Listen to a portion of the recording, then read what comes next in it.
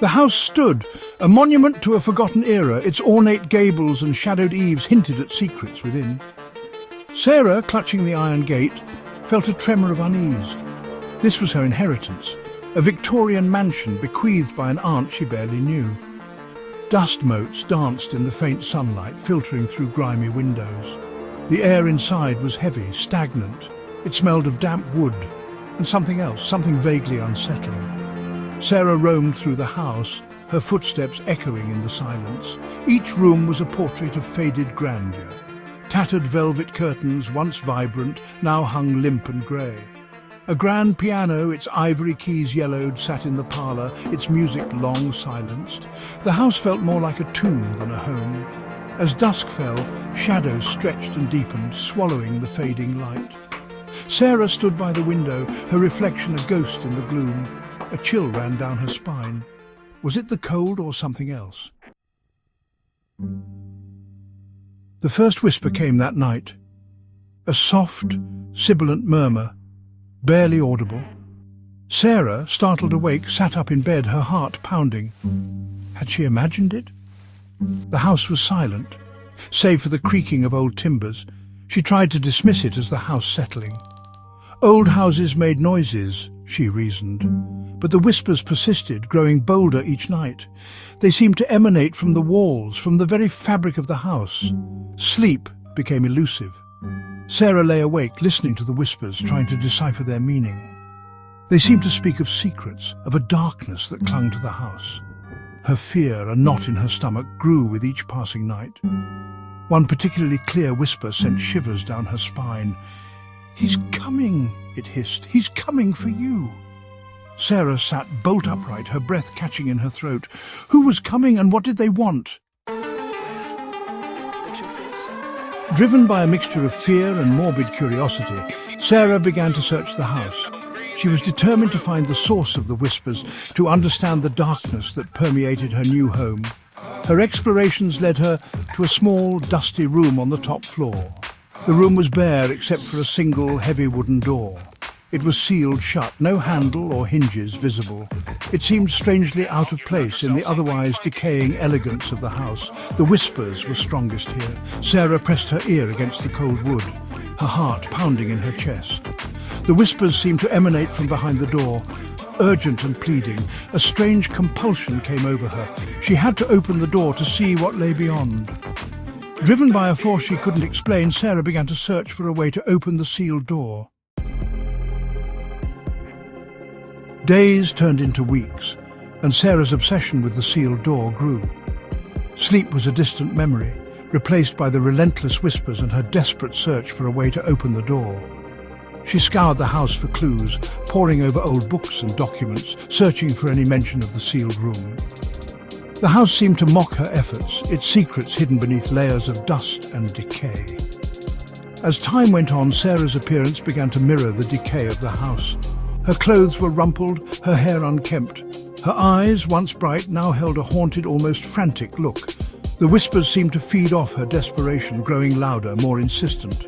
They whispered of forgotten rituals, of a power that lay dormant, waiting to be awakened. And always the chilling refrain, "He's coming." One evening, as Sarah stood before the dusty mirror in her room, she noticed something that made her blood run cold. The reflection staring back at her was not her own.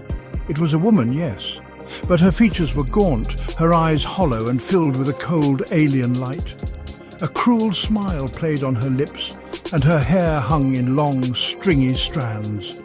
Sarah stumbled back, her hand flying to her mouth to stifle a scream.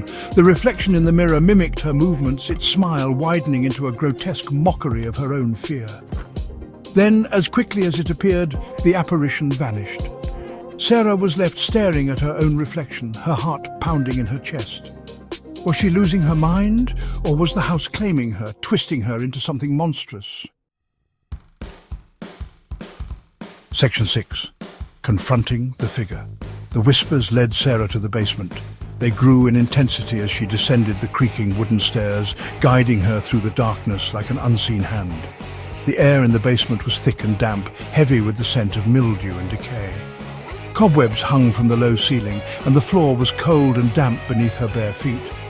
As Sarah's eyes adjusted to the gloom, she saw him, a figure shrouded in shadow, standing at the far end of the basement. The whispers reached a fever pitch, urging her forward, pushing her towards the unknown. Terror warred with a strange sense of purpose as Sarah slowly approached the figure. She had to know who it was, what it wanted from her. Was this the he the whispers had warned her about? Section 7. The Ritual Chamber. As Sarah drew closer, the shadows seemed to part around the figure, revealing a man with piercing blue eyes and a face etched with age. He wore a long flowing robe adorned with strange symbols, the same symbols Sarah had seen in her nightmares. The man smiled, a chillingly knowing smile, and beckoned her forward.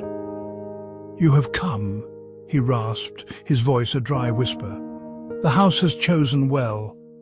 He led her through a hidden doorway behind him into a chamber hidden deep within the bowels of the house. The air here was thick with the scent of incense, and flickering candlelight illuminated walls covered in strange symbols and diagrams.